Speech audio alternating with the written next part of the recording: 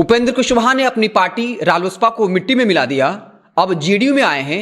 अब जेडीयू का क्या होगा भगवान जाने। उपेंद्र कुशवाहा लगातार बीजेपी के निशाने पर हैं। सबसे पहले बीजेपी के प्रदेश अध्यक्ष, उसके बाद मंत्री जीवेश मिश्रा और अब बीजेपी के प्रदेश उपाध्यक्ष और मुजफ्फरपुर से सांसद अजय निषाद ने उपेंद्र कुशवाहा पर एक बड़ा हमला बोला है और ये बताया कि रालोसपा 2014 में बहुत अच्छी स्थिति में थी। उस वक्त उसके पास 3 सांसद थे और उस वक्त जेडीयू के पास मात्र 2 सांसद थे। उपेंद्र कुशवाहा जब से जेडीयू में शामिल हुए हैं और उनको बाकायदा जेडीयू के संसदीय बोर्ड का अध्यक्ष बनाया गया है, उस वक्त से लगातार वो बीजेपी को लेकर हमलावर रहे हैं। वहीं पिछले दिनों जब आरजेडी की तरफ से ऑफर दिया गया था कि अगर जातीय जनगणना और विशेष राज्य के दर्जे को लेकर अगर सीएम नीतीश बीजेपी से अलग होते हैं तब जो है आरजेडी उनकी सरकार को नहीं गिरने देगी, जिसके बाद उपेंद्र कुशवाहा ने जगदानंद सिंह को थैंक्स कहा था। और हालिया दिनों में उसके बाद मृत्युंजय तिवारी जो है वो उपेंद्र कुशवाहा से मिलने पहुंचे थे और इसी वजह से कहीं ना कहीं बीजेपी डरी हुई है और उसे लगता है कि हो सकता है कि आरजेडी के खेमे में जाने के लिए उपेंद्र कुशवाहा कोई खेल कर सकते हैं।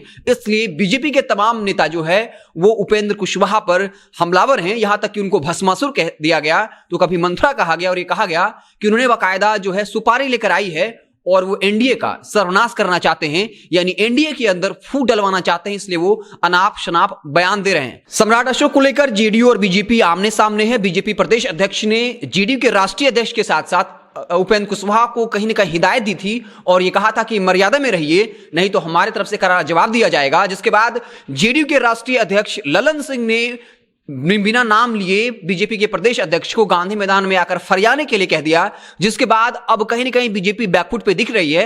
अजय निषाद ने उपेंद्र कुशवाहा पर तो हमला किया, लेकिन यह कह दिया कि बीजेपी और जेडीयू का गठबंधन जो है अटूट है, लेकिन उपेंद्र कुशवाहा कहीं ना कहीं इसमें फूट डालने की कोशिश कर रहे हैं। तो साफ तौर पे सम्राट अशोक के मसले को लेकर बीजेपी और जेडीयू आमने सामने है और इसमें खासकर उपेंद्र कुशवाहा सबसे ज्यादा आक्रामक हैं और ये बता रहे हैं कि सिर्फ एफआईआर करने से काम नहीं चलेगा, बल्कि जो दया प्रकाश सिन्हा ने जो बयान दिया है उनसे पद्म पुरस्कार वापस लिया जाए। लेकिन बीजेपी का साफ तौर पे कहना है, जो जिसका जिक्र हम पहले भी कर चुके हैं, कि हमने एफआईआर कर दिया है। अगर आप में हिम्मत है, गृह मंत्रालय आपके पास है, तो आप कार्रवाई करिए, गिरफ्तार करिए, फास्ट ट्रैक कोर्ट के जरिए जो है उन्हें सजा दिलवाइए।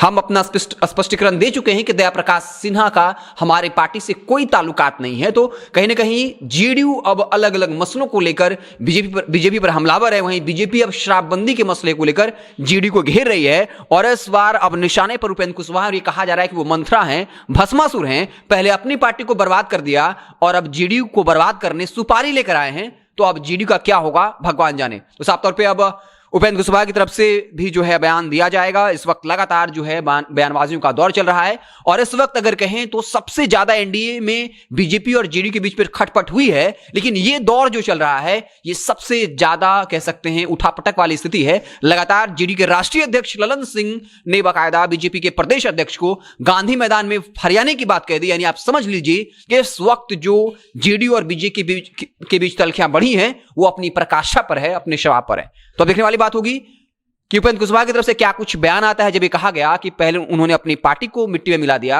अब जेडीयू को मिट्टी में मिला देंगे, जेडीयू का बंटाधार कर देंगे, तो स्वाभाविक तौर पर उपेंद्र कुशवाहा भी इस पर पलटवार करेंगे। हालांकि ये सच नहीं है। सच ये है कि उपेंद्र कुशवाहा इस वक्त आरसीपी सिंह से भी ज्यादा करीबी नीतीश कुमार के हो गए हैं और वो वही कह रहे हैं जो नीतीश कुमार की सहमति से वो कह रहे होंगे। तो खैर अब देखने वाली बात होगी। बिहार की सियासत जो है वो काफी गर्म होने वाली है। हमारी नजरें बड़ी रहेंगी उन तमाम पॉलिटिकल डेवलपमेंट्स पर, उन तमाम बयानबाजियों पर। आप देखते रहे जनता जंक्शन। हम आपको पल पल की खबरों से लगातार अपडेट करते रहेंगे। बहुत बहुत धन्यवाद।